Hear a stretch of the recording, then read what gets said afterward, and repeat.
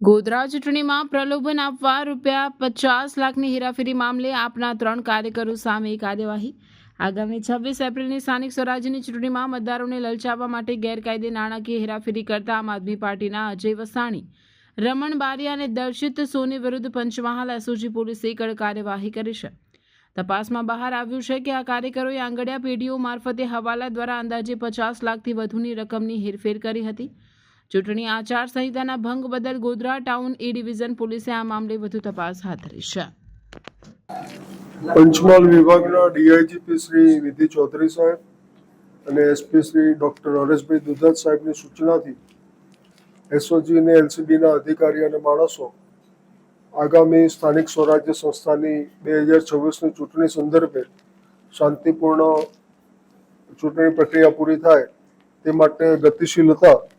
દરમિયાનમાં એસઓજીની હકીકત મળેલ કે કેટલાક કિસ્સામાં ખૂબ મોટી રકમના આંગડિયા પેઢી મારફતે ટ્રાન્ઝેક્શન કરે છે, જે આધારે એસઓજીએ ગઈકાલે આ બાબતે એમણે વર્કઆઉટ કરેલું તે બાબતે તપાસ કરતા ગોધરાની 2 આંગડિયા પેઢીમાંથી 3 ઈસમો, જેમાં અજય વસ્તાણી જે ગોધરા ટાઉન વોર્ડ નંબર 11ના આપ પક્ષના ઉમેદવાર છે, તેમજ અન્ય 2 ઈસમોના નામ આમાં ખુલવા પામેલ છે.